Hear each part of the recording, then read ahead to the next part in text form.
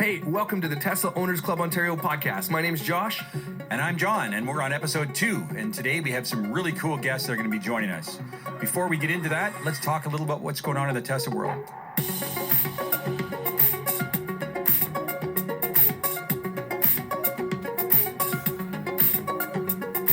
First thing I want to mention, though, is the pilot episode that we did a couple of weeks ago went over pretty well, don't you think, John? We're at in the high percentile, 5 percentile of listens for podcasts, which means that we have a good reach already, and we've had some good feedback. Well, we've had some great feedback. We had people that reach out just totally on their own and email us. We had people text me.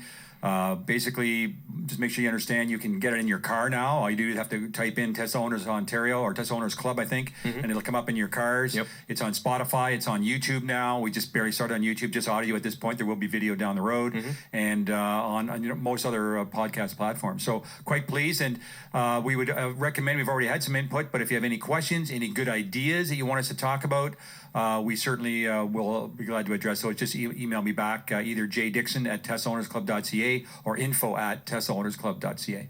Well, let's talk about the last meeting real quick. So we just had a meeting. It was my first meeting. Now, I didn't wear my badge, so John was a little bit mad at me. That's fine. I actually wasn't going to go, but I was like, hey, I'm just going to do this because I was in Oakville and I might as well have driven all the way out there. I did. So what I found from a newbie's perspective, you've been to all of them probably, right? Yeah. Was that it was really, really well organized, and it was really informative. It was packed, so a lot of mouth breathers in there. It was really hot. Yeah. But during the break, I went around and asked a bunch of people some questions. What Tesla do you have? How long have you had it? And what's your favorite feature? And if you could ask for one thing from Uncle Elon, what would you ask for? And this is what we had. All right, so I'm here at the Tesla Owners Club Ontario annual meeting, or my monthly meeting. I don't know when. I think it's monthly. My first meeting. I forgot my badge, so John's been giving me shit. So we're going to go around and ask some people some questions. Can I ask you guys a question about your Tesla? Sure. Yeah? How long have you been a member of the club? Just about 5 months now. Yeah. How long have you had your Tesla? A year and a bit. Okay, what do you have? Model 3, long range, rear-wheel drive. Nice. What's been your favorite feature so far about the car? Actually, just the smoothness of the car, right? And the fact that I don't have to go to a gas station anymore. So I'm going to ask you, what Tesla do you have?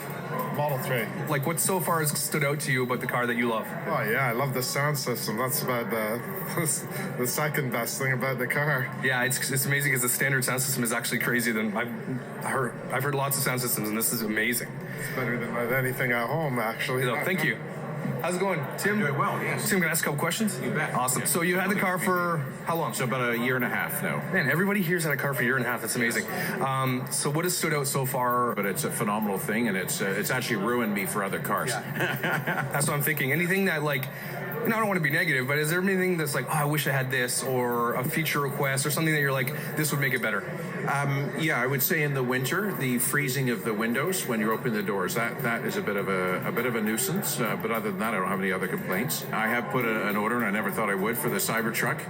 I was actually going to go for the white, but I think the Cybertruck's a better deal, actually. First person that gets to ride that Cybertruck on the Ontario roads is going to stand out. It's ugly and it's amazing. Yeah, well, that's right. It's different. It's divisive or whatever. It's so ugly, you just gotta love it. Yeah, it's so ugly, it's like cute. Yes, yeah. I appreciate it. Thanks so much. Yeah, my pleasure. What's your name? Victoria. Awesome. What Tesla do you have? 2015 Model S 85. 2015, no autopilot. Do you have autopilot? With the 2015? Yeah, I had to add the tech package to get the autopilot. Okay. And so how long have you had it? 5 years. You've had it since it was new? Yeah. What inside, tech-wise, do you love about the car? I guess the autopilot is the most amazing thing. The summon feature, using that from your phone. So you do use the summon feature? Do you use it often? Just maybe to back it out of the garage. Show off to your friends? Yeah. Is there one thing that, like, if you could talk to Elon right now, okay, he's right here, and he's going to grant you one Tesla wish, what would you ask for? I guess I never got the panoramic sunroof. Oh, you wish you had that? Yeah. Also, I never got the winter package. Okay, and in Canada, let that be a lesson to everybody. If you live in Canada, it's like 7 months of winter here. Get the winter package. It's important, right? Yeah. Ladies, can I ask you a question? Because there's not very many ladies here. You have one feature request to ask, and he'll give it to you. What is your wish that you wish the Tesla had that it does not have? That would be a question for my husband. Okay. Because he's the one that criticizes everything about the car. I am very happy with everything it has right now. What has been his main yelling point? Why doesn't it have this? He likes buttons. Yeah. Oh, he likes more buttons. That's a really good point. That's cool. I appreciate it. Thank you. The power. I love that you put your foot to the accelerator and it takes off. It's gone. I show that off to so many people. Yeah, that's the acceleration and the smoothness of the drive. Is there something you wish the Tesla had that it doesn't have? Pop-up screen. Are you talking about a heads-up display? The heads-up display. Oh yes, that would be. I was thinking of that too. Heads-up display would be really nice for a lot of things, navigation and speed. The heads-up display, as I said, because my other car has a heads-up display. Elon, if you're listening, heads-up display, please. Thanks, guys. Thanks. Elon Musk is standing right here. Okay, you have one feature request, and he will grant your wish. What do you? It doesn't exist in Tesla. What do you wish it had? You know what? It's very simple. I want to buy a Model Y that's not black or white interior. What, cream or tan? Cream or tan, I guess. Yeah. I mean, I treated him, but he didn't answer. well, if he's listening, Elon, if you're listening, please, can we get a cream or tan? Yeah, I think you're right. The white. Okay. Yeah. Do you all have Teslas? Yes. What do you have? I have a 3. What do you have? X. And An S. Oh, this is perfect. This is the 3. Okay, so this is good. We got a wide range here. What's been your favorite thing so far about the car? Autopilot. Yeah. Just the range. Yeah, I love it.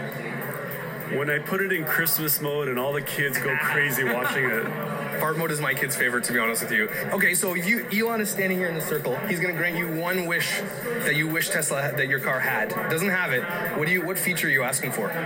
Honestly, very simple feature is just cross traffic alert when I'm reversing. If it senses anything, it should easily be able to let you know, like beep beep from what side. Good. That's a really cool safety feature. What do you think? What would you wish you had? It really has almost everything I need. That side blind spot thing would be good. Very easy fix too. There's another easy fix that he's got to fix. It was, and I wasn't aware until Paul told me, and I kept thinking, because I only had it since November, and I kept thinking something's wrong with this car. It's going in reverse. It puts it in park all the time. And then Paul told me it's because you took your butt off the seat. Oh, I didn't know that. I didn't even know that. I was trained when I go reverse to hold the steering wheel. Oh, yeah, you're arching. That means my butt comes off the seat. Yeah. Bam, into park. So I'd be going 2-3 kilometers and the wheels would lock up. Yep. And I'm like, so for me to get into a parking spot in the beginning, people were saying, what is wrong with this guy? He goes, people are making fun of you for sure. Exactly. So there's got to be a way to turn that off. So here's a good feature. Well, we are married to the MCU one. Yeah. And it would be really nice if we could upgrade it to Just buy another computer, put it right in. Well, it would be nice to watch Netflix and all that. Elon, if you're listening, get this guy MC3. Is it 3 we're at now? I don't know. We're at 3, are we not? MCU2. You too. So let's maybe if he's listening, he'll send it to you. Christmas present. All right, let's get back in there, guys. And so let's talk a little bit about that meeting. So again, we've told people this. I think on the last podcast we talked about what's coming up, and we mentioned on Facebook. But we held our last meeting at the EV Discovery Center. That's in conjunction with Plug and Drive in Toronto, and it's a very interesting concept. It's the founder and CEO is Kara Clareman. Basically, the whole concept is to be a arbitrary information on everything EV. So you can go there and they have many, many models that you can look at, test drive, get all kinds of information on charging. And they were good enough to host us. I think we had 75 people crammed into that room, and it was very good. So the details are, again, in our newsletter, and we'll probably do something like that again. I'd like to have her on the podcast. Yep. That Kara girl knows her onions. Yeah, absolutely. She's very, very... I saw her at the auto show Wow. yesterday. She was very thankful that we came out and saw them, and she knew she was preaching to the choir in many cases, but she shared some great stats with us, the whole history of her organization, and she's certainly doing everything she can to help the cause in moving the world to sustainable transport. Learned a lot too, and they have e-bikes there and everything. They had an i3. They didn't have a Tesla, and they're not on the wall. So Tesla doesn't sponsor them. Tesla does work in conjunction with them, and they're getting very close to having some Teslas. I think there's some things that they have to go through. So the other thing we want to talk about is just what's going on in the world. We did say we're not going to get into a lot of this on a really long, detailed basis, but first of all, the stock. What the heck? I don't even want to get into this. I left a whole bunch of money on the table by selling my stock too early. Yep. I had 420 shares, and I made a little bit of money, but didn't see them double and triple in value. But anyhow, the stock's really gone for a run. I haven't even looked at it today, but it was well up over $900 for a while. And basically, let's look at it today. Today, it closed out at $800.03.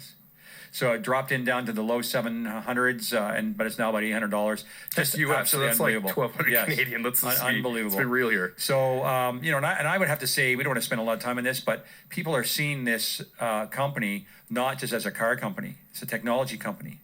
And that's why the stock's done so well. The deliveries have been there, the profit's been there, and all the new things that are coming. So pretty amazing what's going on in the stock world. And it's just going to get crazier because Model Y, let's talk about it. This thing's been driving around Ontario. Yeah. Someone said that they met him at a charger, the guy. Apparently, it's got all this data on the dash. It's not a real, he's probably collecting data about how to drive in the winter in Canada, probably. Yeah, they saw them. I think they even saw one up in Sudbury or somewhere. Yeah. Maybe the same car that's driving all around. So he's floating around. And so the Model Y is going to come out and they're already rolling off the line. That's just going to, like, Elon's just going to take over the world. Well, then they are rolling off the line. Somebody reported in one of the social media channels that they were down at the factory tour in Fremont, which I'd highly recommend.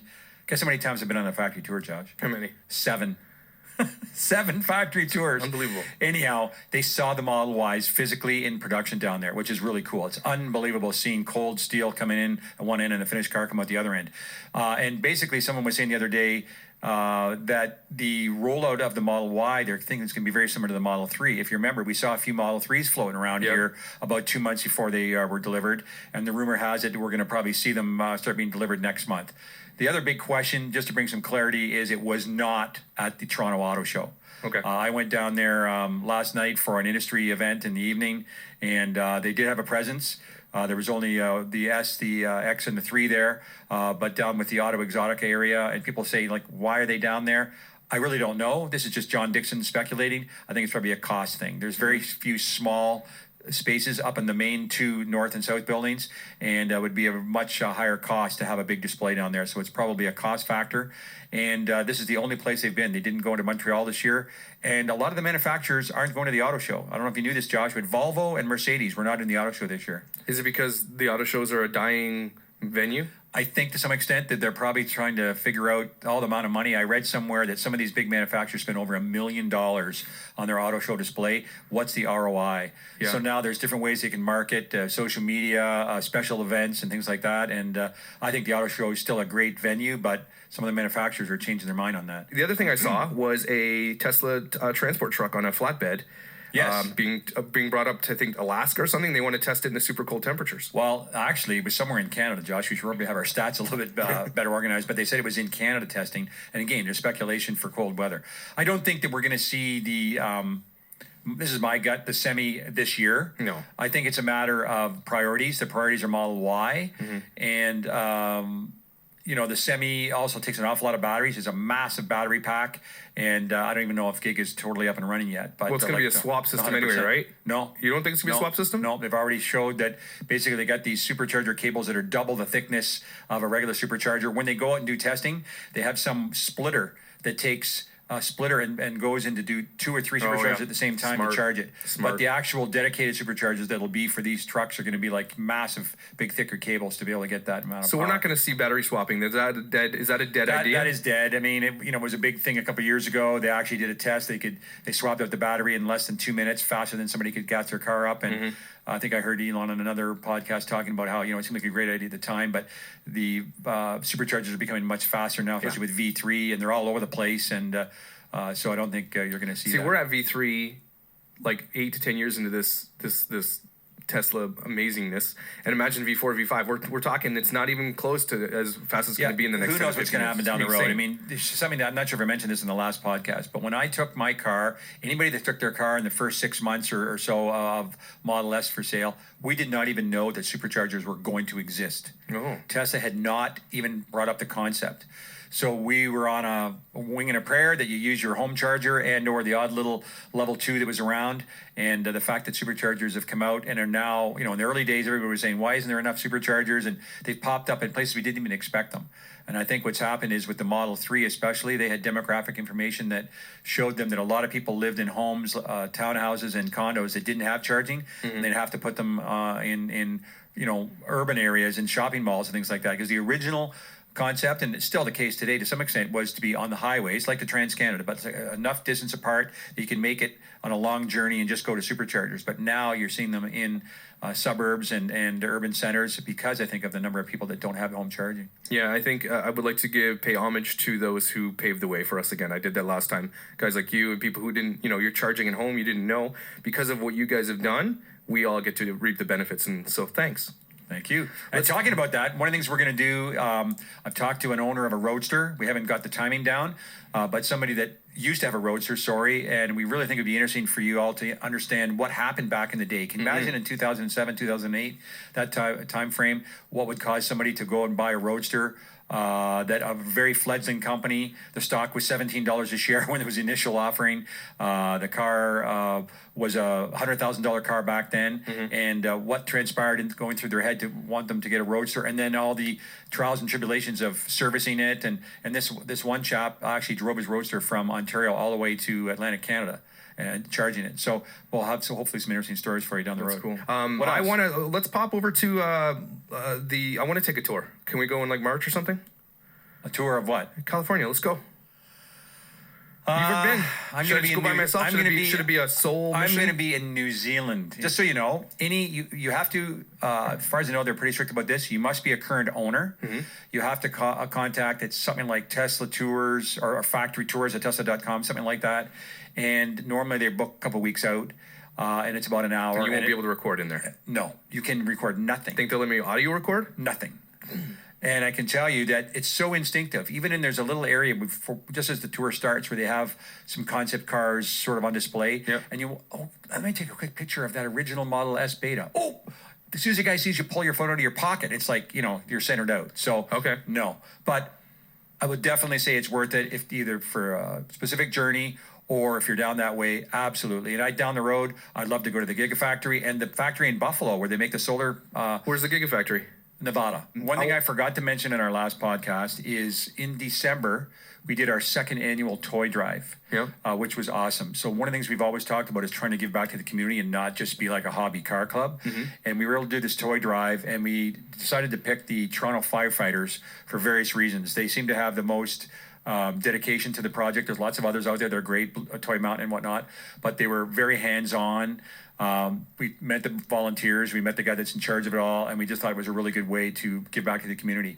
So this go-around, the second go-around, we raised $1,700 in cash, another, might be slightly off, $300 and some odd dollars in gift cards, and over 200 toys were donated. Amazing. And if you followed us in the newsletter or social media, saw that, but I just thought I forgot to mention that. Yeah, it's called Fill the Frunk. Fill the Frunk, absolutely. Which is great. So wait for that next year, and let's triple that. Yep. Double it at least. So I was surprised how much feedback I got in leasing. I listened to the podcast a couple of times, and we may have rambled a little bit, but I've had numerous people contact me about leasing, ask me about, the open end and closed end. Should I lease?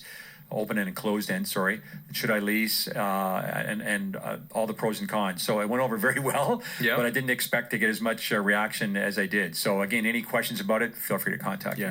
Let's get into TOTW, Tips of the Week. This was one of the big things that people really liked about the podcast. So one thing I'll bring up is, did you know that if you're driving in autopilot and you're below the speed limit or slightly above the speed limit, that you can just tap the speed limit sign?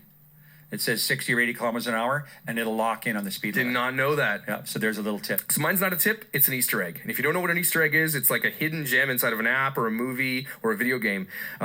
So this one is the Back to the Future Easter egg. So when you get down 121 miles in the US or 121 kilometers in Canada. On your battery. Remaining range. In your range, you have to open your app, not in the car, you have to open the app. On the phone. And press the battery symbol, the green at the top, right? And then it turns into, the top will say out of time, which is the license plate from Back to the Future. It'll have the radioactive symbol on the battery, and it'll say 1.21 gigawatts. App, it says this? It says it right in the app. And it'll say 1.21 gigawatts, time circuit's on.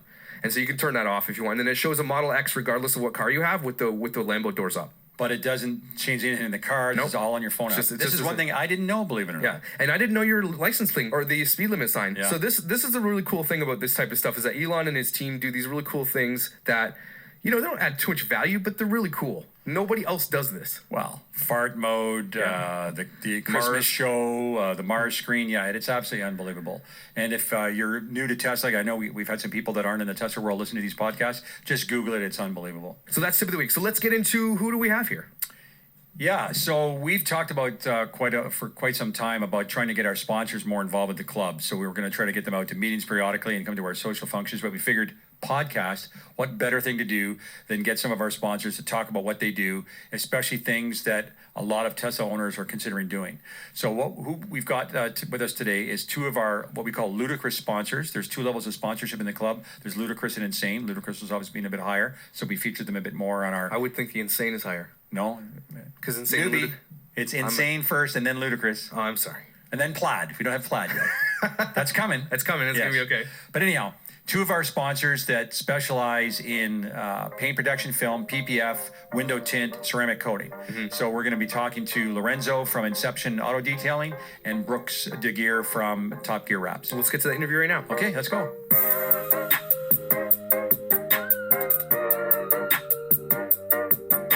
So the first thing we want to do is just talk a little bit, tell us about yourself and what brought you into this business, and then we'll go into all the pros and cons of what you do to your vehicle. Let's start with you, Brooke.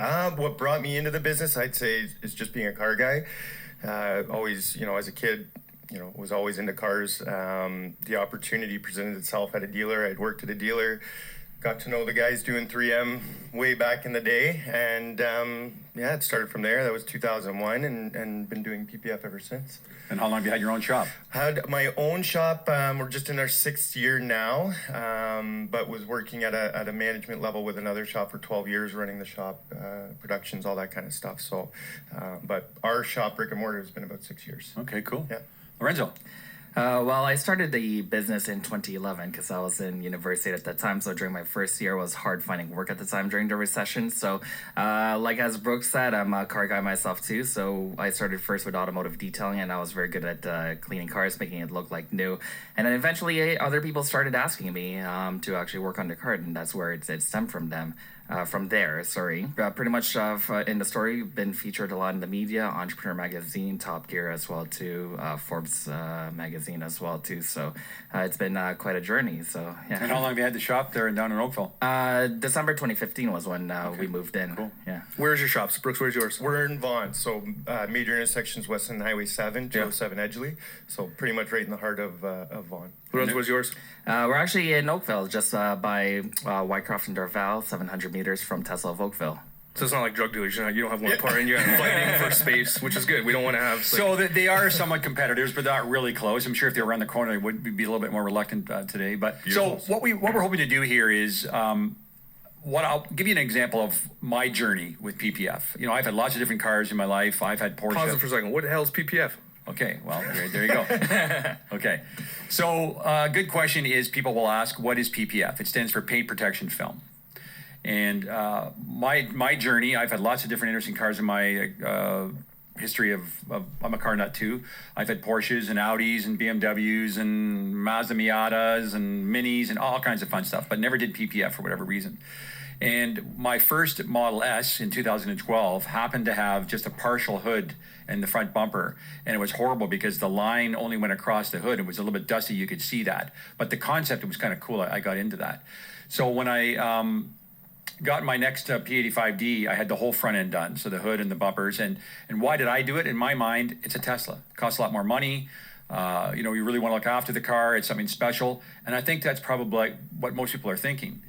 I know especially even Model 3 people go, what's this PPF business? Why is everybody spending so much money on their car? Well, it's because they think they're going to keep it longer than they might a regular car. And it's a Tesla. It's a little bit special. So what we want to do today is talk about some of the things that happen with PPF, some of your challenges, maybe competitive products, and some of the other things you do. I think you also do different paint treatment coatings and tinting and stuff like that. So Josh, do you have any particular questions you want to ask? You're the newbie in the block in the way of owners. So the Tesla is the nicest car I've ever owned.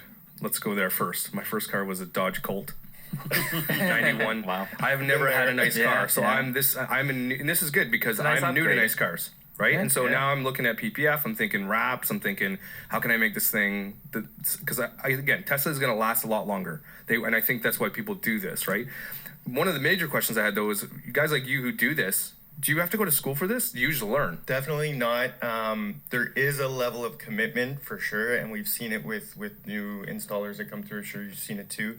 Definitely no schooling required, but there is a level of commitment that you need to have. Well, in terms of formal education, like, you know, even if you didn't graduate high school, you don't need those kind of certifications in order to install film. But there are courses available provided by the manufacturers of the film where anyone can actually take them. It's just a matter of how much passion and drive that you have. And you need a Mr. Miyagi to show you how to do it, right? There's got to be someone out there who you've learned from. That's great. There's tips and tricks that the regular Joe doesn't know that you guys are like, you've learned that tip and trick, and that's what makes you better. Yeah. Well, and for some clarity here, both Top Gear and Inception represent Expel. Correct. And do different tinting and whatnot. But I understand that I think Expel, you can actually be certified, so you can advertise you're an Expel certified shop, correct? Yeah, you can be factory trained, you can be certified. I think there's two different levels. Well, there are different levels in order to be listed as an installer for Expel. So not only certified, actually has gone through factory training. So when I mean by factory training, you actually travel down to the headquarters, which is in San Antonio, Texas, or if you were abroad, it's either in the UK or in Tilburg in the Netherlands.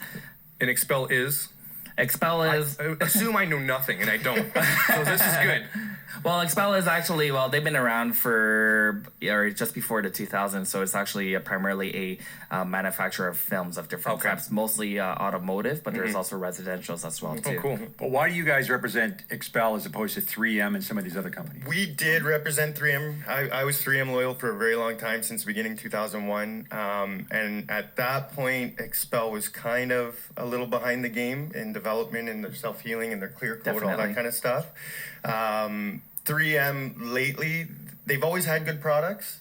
Lately, we found the quality control was just lacking. Okay. So we were getting rolls that were defective, and it was just becoming a problem. Expel really kind of leapfrogged them with their technology, the self-healing, the clarity, all that kind of stuff, and their marketing and the way they stand behind their products. So for us, it was it started as a slow transition to Expel, and in 2019, it was a full leap and no looking back with them. Any different comments, Lorenzo? Well, for the most part, I agree with Brooks here. But what I really like Expel, especially what stood out the most, was their after service.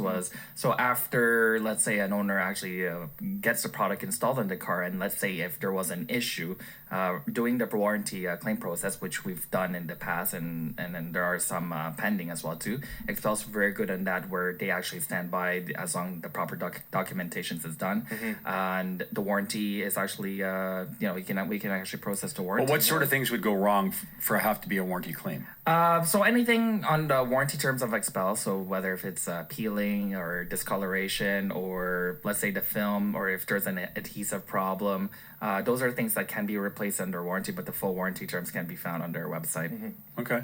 And I know, Lorenzo, again, to be transparent, Brooks, but I get my vehicle done at Inception. Brooks, I'll come to you guys. Yeah. We can share. You're going to make the trip out there. I've had, believe it or not, I've had 3 Teslas done. My new Model X I just got on Thursday, and it's at the shop right now getting Expel Stealth. Awesome. Well, how would you explain Stealth versus the regular Expel? What's the difference? Well, the Stealth is more of a matte paint protection film. So let's say your car comes in a glossy paint. So what the Expel Stealth does is whatever the color of your paint is, that Stealth film will make it into a matte version or a satin finish. Right. Versus a clear one. The regular Expel, if it's done properly, you can hardly tell that there's hardly, right. Yeah. Now, I know that you have the special cutting machine that has all the templates. Do you have the same, Brooke? I would assume it's probably Graphtec or something like that. Yeah, so we're So why don't you tell us about the advantage of that versus these people that talk about how they do freeform? We do a bit of a hybrid. We can offer a full pre-cut pattern if that's what somebody's looking for. We generally do a bit of a hybrid of free cutting and pattern to tuck and hide as much as possible for invisible look. So we really aren't where a bumper meets a fender. We're not leaving a line. We're actually tucking it into that gap. So it is, I like to call it a bit of a hybrid, but nowadays I find that the biggest benefit for having the plotter is the owner. I mean, you're compiling much more panels into a smaller piece of film versus complete bulking. Right? Absolutely. So again, we're probably a little bit ahead of ourselves for some of the people that are new with paint protection film and whatnot. So the whole idea is, obviously you can get the gist that it protects the paint, but it protects it against discoloration. I'm assuming UV rays, and also some protection against nicks and minor nicks and stone impacts and things like that. But it also has some self-healing qualities, correct? Yeah, definitely. Yes. Is that new? Well, it's actually been around for a while. So the self-healing, I would say, in terms of the development in the technology, it started in the early 2010s. So that's where it's pretty much the previous decade when I saw that tremendous improvement. Because before, even if you had a scratch on the film, that's about it. Like there's something else you can do, right?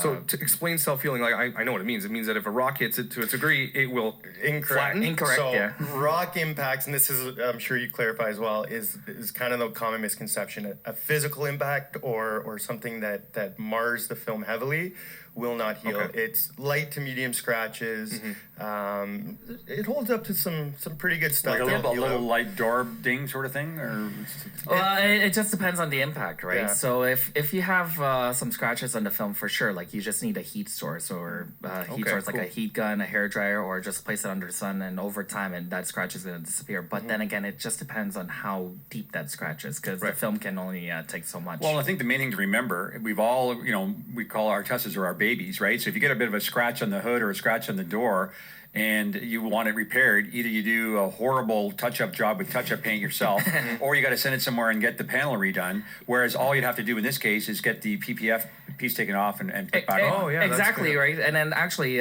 thanks for bringing that up, John, because one of the things that actually some of our clients or even prospective customers coming to the shop is that, why bother putting PPF and pay this money, because like, why not, I'd rather have the dings and then get it repainted, right? But the problem later is that when you actually repaint a car, it's not always color match guaranteed in terms of the body shop, right? And then let's say sometime down the road you want to sell the car, and let's say that repainted area was a bit off. So whoever the potential buyer for that car, they might say, oh, maybe this car wasn't an accident, right? So even though like there was no dents or actual damages, but just repainted, but some people might have that hesitation in purchasing that car just because there is that difference, right? So at least by having a film on, and in terms of the cost, it's almost to a cost of a repaint, but the biggest benefit is that for a majority of road wear, the film can actually take the hit for most of the time, and if you want to replace it, you just have to peel it off and put a new one on. Right. Does this same type of protection exist for windshields? Yep, there is a product. I don't know if you guys are... No, we're not. Yeah. So we started using ExoShield a couple years ago. They landed a prototype with us, and we were using it. It is not easy and not fun to work with. I do have it on my car, and I'll be honest, I did kind of shy away from it because of it's so hard to work with. But it saved my windshield. Like from for sure. And what just so we know, hydrophobic as well? No. Okay. No, not hydrophobic. What would the rough price be for an average windshield? Average windshield, we price them out around $500, and it depends on complexity, size, all kinds of things. But I'd say a starting point is $500, and it's not for everybody, but it definitely works. So it's like a screen protector for your windshield, more or less. Yeah. Wow. Yeah. So let's also just remind everybody that, especially as sponsors of Tesla Owners Club of Ontario, and you've both been sponsors, I think, for roughly 2 years now. I think, right? 2 years. And they've renewed after a year, which meant they must see some value as our members using you and whatnot. And we're very happy with you as sponsors. So we're glad that this is probably overdue that we've done something like this with you.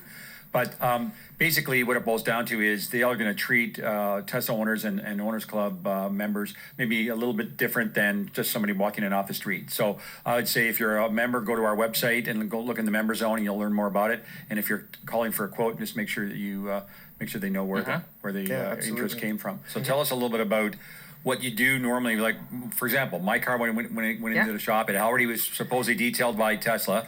Well, and what do you do to that vehicle? Well, it had 15 kilometers when it came in, right? So we still did the whole process from the washing, the clay bar work. So tell us, but the average person, what's clay bar mean? Yeah, so Okay, so we first hand wash the car, just to remove any dirt, and then the clay bar is this special clay that you actually rub on the paint surface, and it removes embedded contaminants in the clear coat.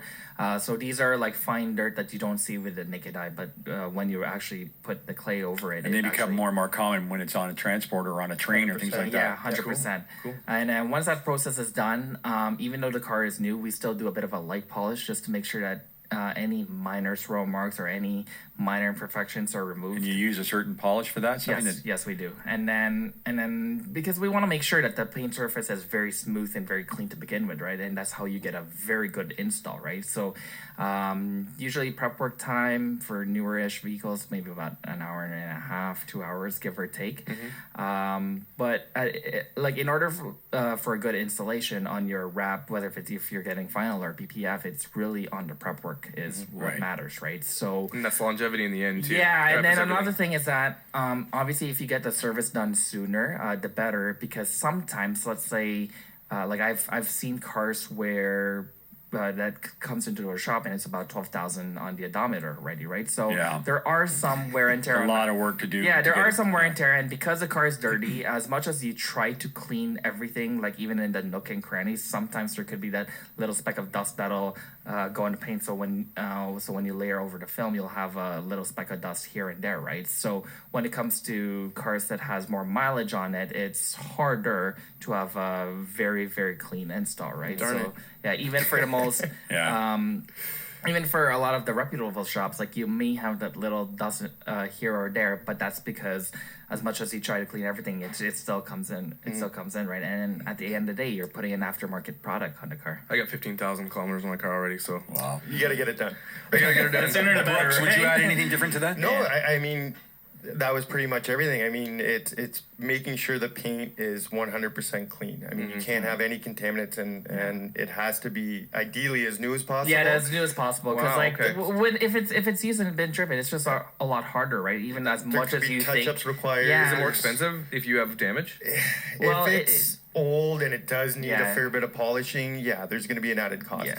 Generally, I mean, we're not getting cars with generally, but it does happen 30, 40,000. Yeah. I mean, you're usually getting them pretty new nowadays, right? Yeah, So yeah. we're not adding a cost, but yeah, you have to Well, have and a the other good thing is you're surface. talking about swirls and orange peel or whatever. It's not just Teslas. You get any type of No, car. any car. The paint It doesn't does come from not the Tesla. factory. Yeah. Absolutely pristine, perfect. It's I don't think we've seen one car come from a dealer that's come into the shop that we said this is perfect. good. And I'm Pristine. talking Lamborghini, Porsche, oh, yeah, everything. Yeah. Oh yeah. Germans do tend to be the best. For guys like me who are, let's say, not wealthy. Okay, I'm not, but I really love my car. On average, what would it cost me to take it to one of your shops, PPF, because I want to protect the front? Give me an average price of what it's going to cost Okay. me to take it there. Okay, well, there are different types of coverages, right? So what I do personally is that first I'll ask as to what your budget is, so at least I'll work with that budget rather At least than $3. rather than push for everything. You know? Exactly. So a lot of times, like the more affordable ones are like partial front end packages where you can get, like, let's say a 24-inch hood fender strip, front bumper, sort of thing. And in terms of average wise, I've been seeing between $800 to $1,000 It's not bad. for that as well too. And the mirrors would be on top of that, and some No, mirrors are usually included. Included there, and a lot of the time for the more budget-oriented clients, or that it's more geared for that. And then for the full front-end packages, like in the industry, I've been hearing between $1,600 to $2,000, but with $1,800 being the average retail price, and the difference is the actual full front end coverage. And what I mean by that is like the entire hood and fenders are covered rather than a partial, because sometimes when it comes to partial, it's a deal breaker when owners see that line on the hood, right? But much lately now, though, in terms of the improvement in the film, it's not as noticeable until you actually look close to it, right? So Well, I remember my first Model 3, I did the full front end. And I think at the time you did the mirror caps, you did a little piece over where the trunk opens up to protect the dragging luggage in over there. And then quite often we recommend the main screen. You can either do that in regular PPF or matte, and then it helps with fingerprints. Oh, yeah. And the console. especially in a Model 3. The Model 3 black absolutely. console is just The a piano black? Oh, they scratch easily. They scratch and, easily. and fingerprint magnet. So we normally put, I think, matte is a good idea. The matte on is that. a good one. Yeah. And especially on the screen as well too. And even on my personal Model 3, I put a matte one because it reduces the actual glare. Glare, yeah, absolutely. Yeah, for Absolutely. safety. And have you ever had any problems with people that do? Like I saw a car in your shop the other day, and it was like a total blackout on the side windows, which I think is technically illegal. So, do you have any obligation as to, how much say they are allowed to tint or they want to tint, and here, the law? Well, here in Ontario, in terms of the actual tint laws, compared to other provinces or even some states in the U.S., here in Ontario, there's no actual fixed number. So now it's subjective in a sense. It's really up to the police officer. You're supposed to be able to see. That seems like that's a smart thing to do. Yeah, so as long as the cop sees it, you're good. That's it, right? Josh is but now shaking his some head cops can see better than other cops, right? So. But it's basically if they can't see that there's somebody behind the glass, or if they're male or female or whatever. That's what we tell customers. We'll do generally what's requested, but we let them know that any offer is gonna be looking for gender, race, to see your hands on the wheel. They want to get a sense of who's in the car. I mean, the back half of the car, you can do whatever you want. You can do as 5%, right? Absolutely. Okay, so then what's an average like just tint? I want to tint my Model 3 this summer. What's an average tint for Model 3? So at our shop, we charge $550 with we're the same actually.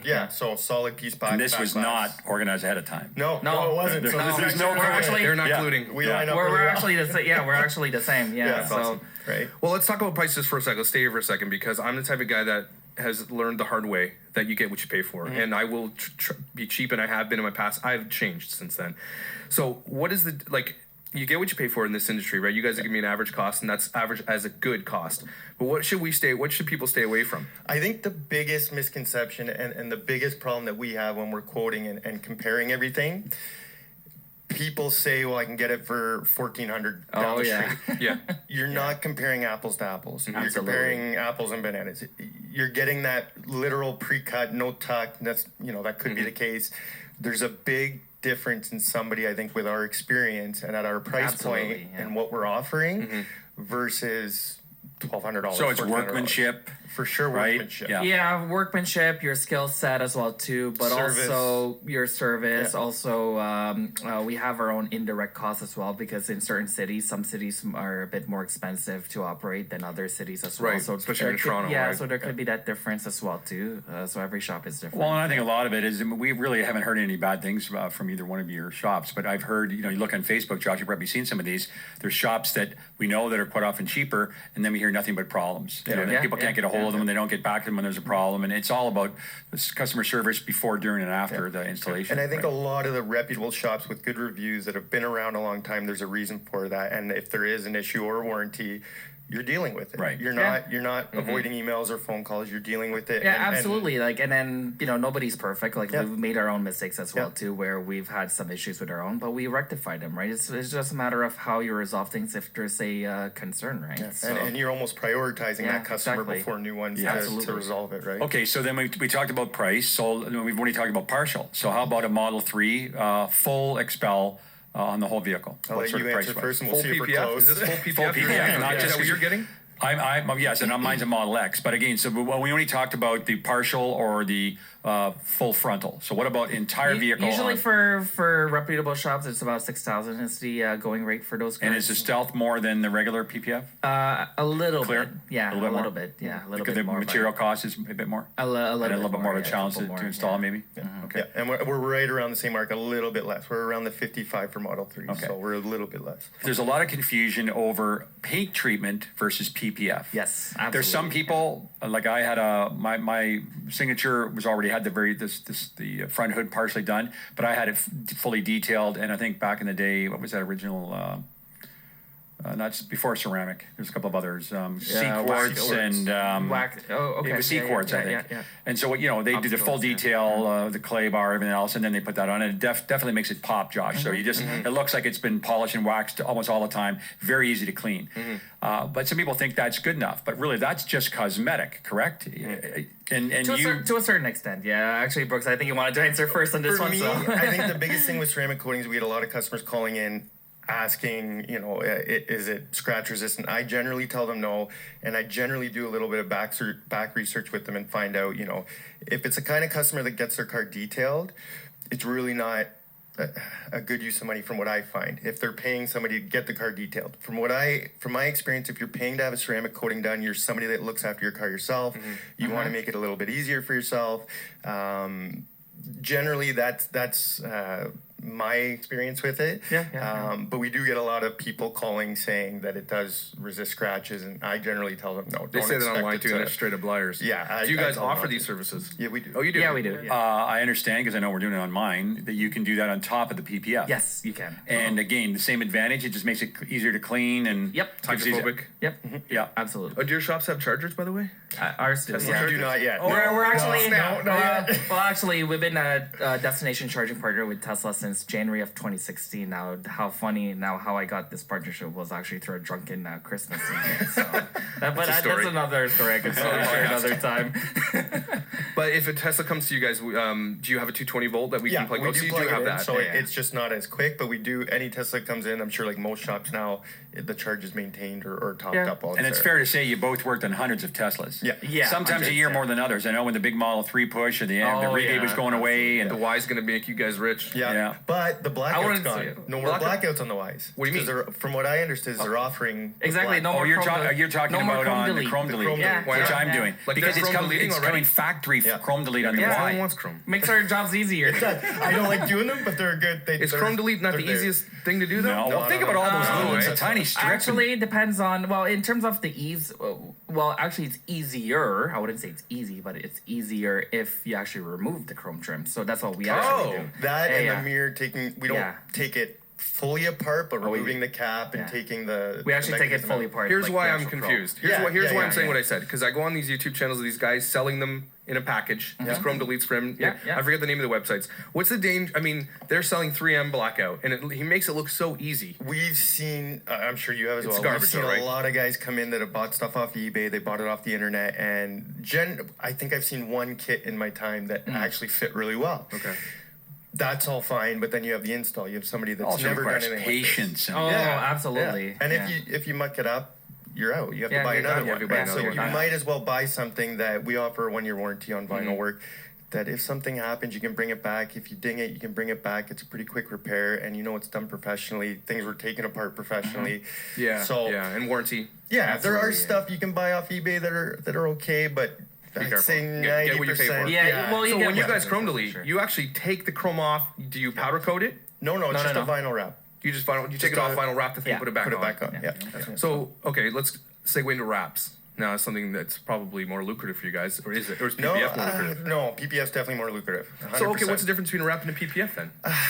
There's a lot of Brooks can go first. There's a lot of differences in the way that they're done, the materials that are used, the process is completely different. Let's just bring some clarity again. Remember, this is the audio, not visual. So PPF, we talked about, is paint protection film. A wrap is when someone normally wants to change the color of their car. And it's made out of vinyl. Yeah, right. Oh, it's always vinyl. You can't get this other version in wrap. It's a lot thinner in material, correct? Absolutely, correct. yes. Vinyl is a lot thinner.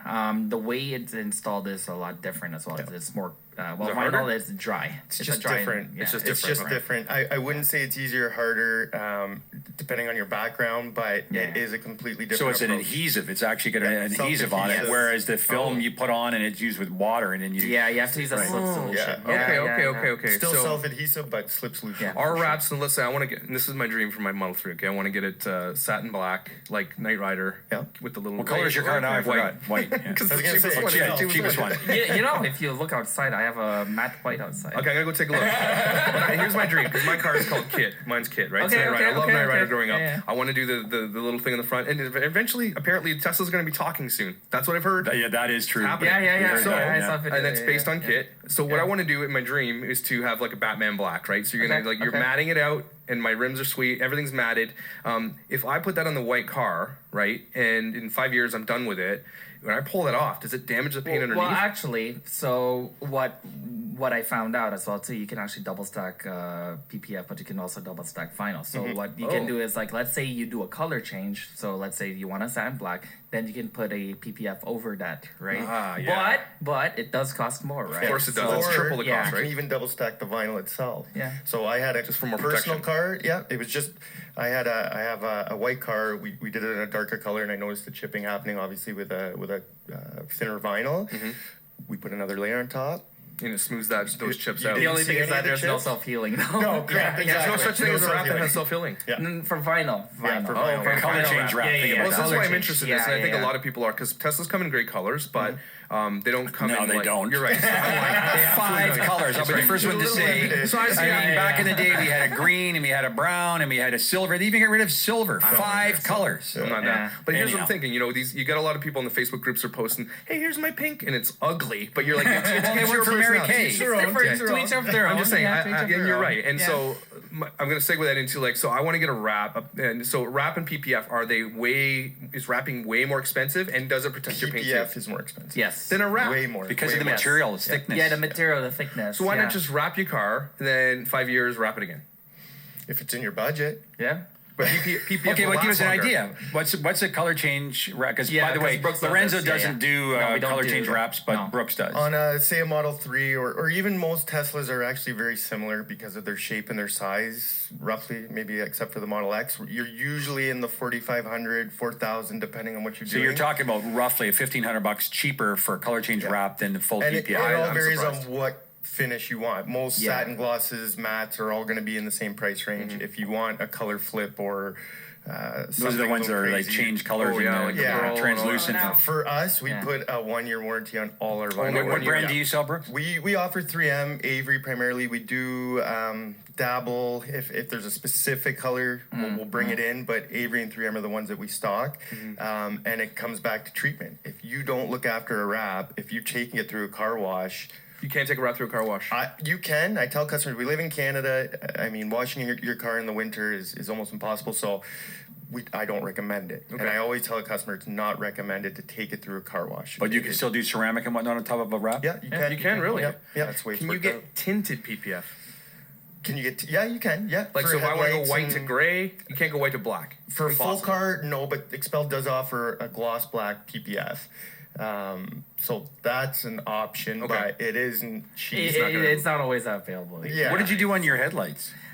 Is it an legal? experiment? I don't want to. We're gonna edit this I'm out. not saying anything on the record. We're editing. Josh, make a note of that time. We're editing that. Okay, so the other thing I want to ask you then, just to deviate a little bit from PPF and the Tesla world, still related. What's some of the coolest cars you worked on? I know you've done Other than a cool Tesla. one Other than recently. Tesla. Well, the one that we did in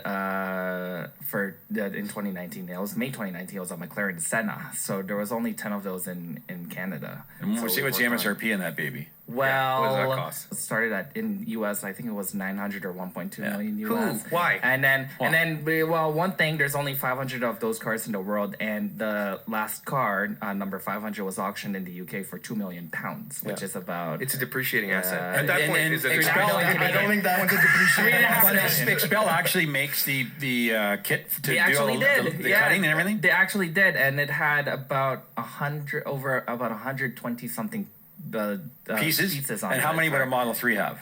Half of it. Half that? Yeah. Wow. What's the coolest car you guys have ever done? Do you guys all Coolest? Instagrams, by the way? You Instagram Yeah, this yeah, stuff? Okay, yeah. sweet. Definitely But have we're not Instagram. as active on social media. as We try to be, but it's hard. yeah. When Yeah, you're working it's and running a job, difficult. it's hard. Yeah. We've done everything from MC12s. We've done 8 or 9 LaFerraris. So we've had our Any, fair share. fantastic. any Blue Jays come in and get this done? Not that I remember. No. I love no. Blue Jays. Hockey Well, players, Blues. You must have some celebrities and stuff. We've done some stuff, but it's never direct. It's Yeah. always Yeah. through They have a a handler leasing who does company Yeah, or exactly. So you it's- never know who really Couple owns it. assistants. Yeah. You hear a rumor, Exactly. you don't know if it's Yeah. true, Okay. but That's yeah. cool. What? Okay, I want to get back to PPF and wraps. Yeah. Pros and cons of a wrap. Give me the pros and cons. Pros, obviously you can change the color. You can achieve colors that can't be painted necessarily or are really expensive to paint. But Brooks, let me just ask you though: Is there different levels? Because you got to decide whether you're going to do inside the door jams and all that kind of thing. We have right? a Model 3 in the shop, or actually it's coming to the shop tomorrow. He's determining that. He's got a red Model 3. He wants it to be that Nardo gray. And I told love him, that. obviously, it jumps the price if we're doing the door jams and we're going full. In other words, you're making it so you can hardly tell that was red. Yeah, that when you It's a open the creamy door- gray, right? It's creamy gray. Yeah, Is that what it's light glossy gray. It's, Yeah. it's I think Yeah, Audi yeah, made it yeah. pretty popular. Yeah, I know 2 you're years talking ago. about. What would the that difference be if they didn't do the door jams and whatnot versus if they did? In terms of price? Yes. I mean, you depending on the car, in the Model 3, we're adding about $1,500 to do the door jams. And you don't really see that unless you open the door. Yeah, but it depends. If you have a red Model 3 and you Yeah. want to go yellow, It's pretty. You'll It's for sure see that. contrast. Yeah. Oh, okay. and it's you may not see anything from the outside, but when you open the door, it's a smack in the face. Yeah. Cons, I would just say the longevity. If you're really not willing to maintain it, it may not be the best option. If we've seen wraps neglected, they're left outside, 365, not washed properly, they can age quick if you really don't maintain it. PPF is a little bit more durable, a little bit more resilient.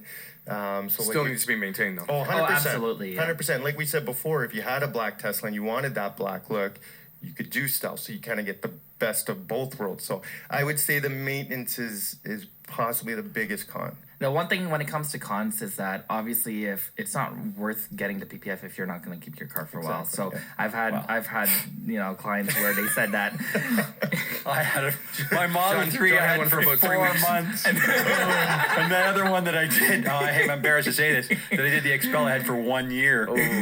But I had my signature Model X for 3.5, so hopefully this Model X will be a period of time. You keep this one. Well, here's the thing. It's a catch-22. So if you were to sell the car, it will hold the resale value better. It's hard to quantify that, but you're right. I mean, if you got a couple of dings and nicks and whatnot, they're going to see that. And that doesn't take long in any make and model. First week. Things happen very quick. Yeah. I want to touch on one quick thing. I know we discussed this before. Does Tesla, and I've heard this on the Facebook pages and throughout things, does Tesla have crappy paint? I personally wouldn't say crappy. We've noticed, especially in the early Model 3s, that there was some defects. Usually correctable with paint correction, stuff like that. There was a couple cases where it did have to get resprayed certain panels. Lately, we've noticed it is better. So I wouldn't say the paint's crappy. I would say that... there were some challenges in the early production. And even now there's just little imperfections. Because they just wanted they wanted to save money to make the car better. That was probably a not corner they had to cut, but one thing that they were like, look, we want to make everything else better, so we have to not give. And I think they're not selling you a perfectly painted McLaren. They're selling you the Tesla technology, the Tesla lifestyle. Yeah.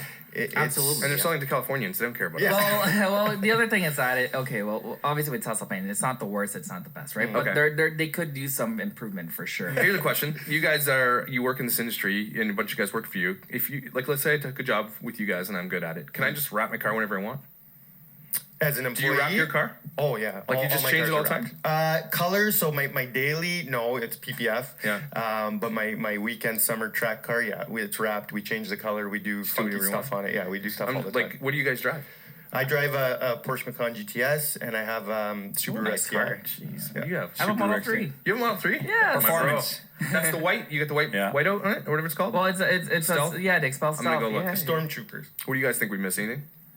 I think we pretty much covered for majority. For any owners who's actually looking and to get all these services done, my best advice as well too. Yeah, you could approach us as we are the sponsors for the club, but also always do your due diligence. Shop around. Yep.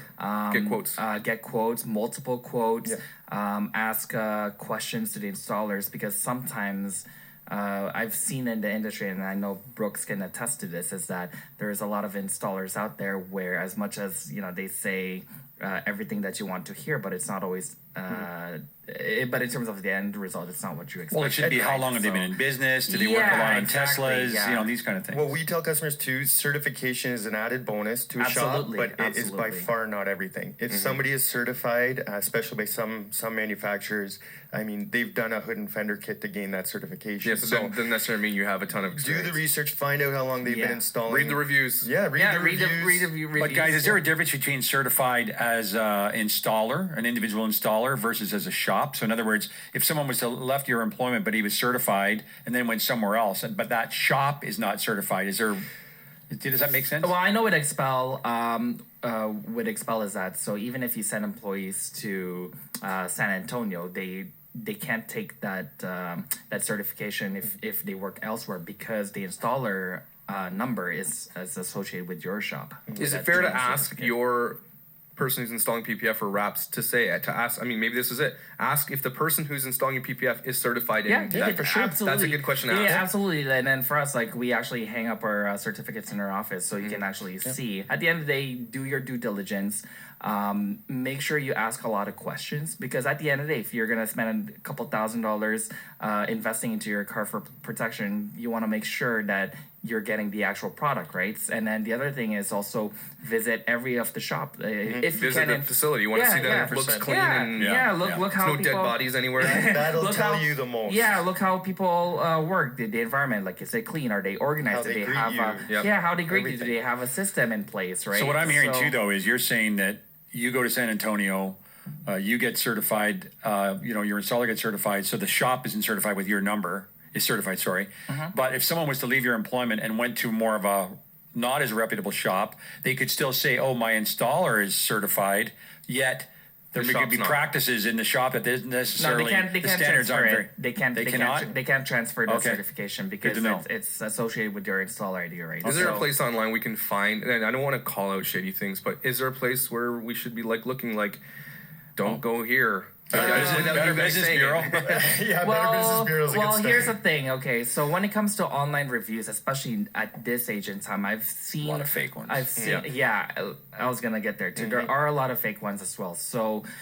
Just make sure when it comes to the feedback, just make sure you can actually read where some you can actually tell it's real because they actually spent the time writing, right? Because there are sometimes, there are competitors where maybe they're hating on others, where they'll post a crappy review on that page, and I've seen it. It's happened to us where there's been competition doing that, And that's so shady. So shady. Absolutely. So frustrating. The age of social media. but like I said, at the end of the day, like, this is a service-based industry. So talk to the actual installer or even the owner in the business, and then see if there's good rapport between you two. And Go then with your gut. at the end of the day, it's like, who do you feel comfortable working with, right? Yeah. Well, I can tell you in summary, we're pretty well done here, but I'm the president of the Owners Club, and we have two very good sponsors here. We've had good reports back from our members, so let's give yourself a little pitch at the end here. Just remind us where you are and what your social media handles are and that type of thing. So Top Gear Wraps, we're located in Vaughan, 207 Edgeley Boulevard, Unit 25. You can get us on Instagram at Top Gear Wraps.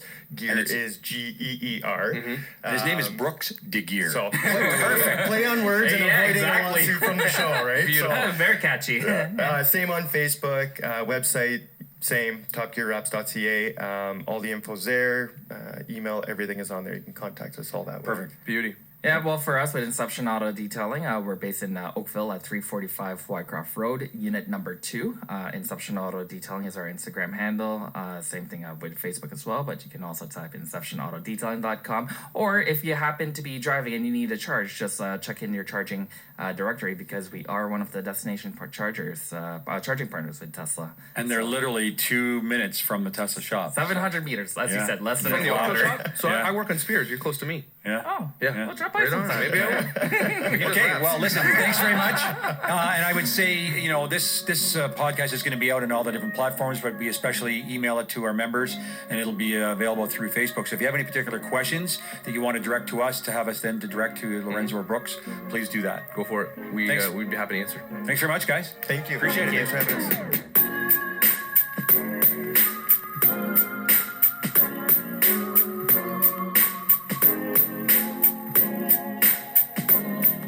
So that was amazing. Actually, I learned a lot. Those guys were really cool. They didn't fight to the death, which is cool because they are in competition. Well, actually, what we found is there was really very little trepidation about did they want to come on this, but I think behind the scenes they didn't admit it to us. How often do you have somebody in the same room that does the exact same thing as you do, only that lives 50 kilometers away? But they felt that they align really well in their values and their business ethics and whatnot, and we were very pleased with that interview. So Which again, is why they're your sponsors too, right? Yes, You're only absolutely. going to have sponsors that are like we're very top-notch. happy with them as sponsors and what they can offer our members and people out there. So again, as we said, please email us or contact us if you have any other questions that we want to ask. And remember, they didn't pay to be on here. We're not getting any quick kickbacks from this interview. We actually are literally saying we want to bring the best of the best on because we want you guys to be knowledgeable of the best. These guys had some really great tips. Again, go to the shop before you sign anything. Right. Look at the cleanliness. Use your gut. You go to a place Right. that's shady, you're going to feel that. Right. Just be careful. You do get what you pay for. One thing I don't want to dwell on, but we talked about this, as social media is growing and Facebook and whatnot, there is a lot of unscrupulous people, while we're talking about auto detailing and PPF especially, that may be way less in price. And one thing that drives me nuts is one of the moderators of the Facebook group is there's people, I'm going to just call this out right now, that pose as though they're members and owners of Teslas, but they really work at shops, and they are talking about how this shop is awesome and you should go there, etc. Meanwhile, they work there. So that's very hard for us to police. If you notice it, please let us know. We'll take those posts down. And I know at least one of our sponsors is on Facebook and does post, but it's just for advice. He doesn't promote his company. We do not allow promotion in the Facebook group. It's supposed to be more of a forum and help each other, that type of thing. But you're touching on something important, because these guys will be on all the other public forums, all the other Tesla public forums yes, too. anywhere you go. There's so many Model 3, Tesla owners worldwide, Tesla ex-owners club, etc. But these two guys, we highly recommend them, and we're glad that they came out with us today. Is that it? That's it, man. Okay, well, that's been episode 2 of the Tesla Owners Club Ontario podcast. Hopefully we can keep the listenership increasing. And like I said, we're trying to keep this interesting and different, but we are absolutely open to input, ideas, and let's move onward and upward. Yeah, make sure you subscribe to this podcast on every platform that you're listening to, because it'll be updated right to your phone. Make sure you can share it with people. Hey, you want to hear a cool podcast? Share it with them. Send it in a text. And you can listen it in your car, and you see our cool graphics. That's right. It looks awesome. And leave a 5-star rating and a review. Not just don't leave stuff. You can leave as many stars as you want, but leave a review. That really helps us push us up to the top and gets us up there, and people will listen to us more. We're really excited about it. Thanks for listening. Bye now.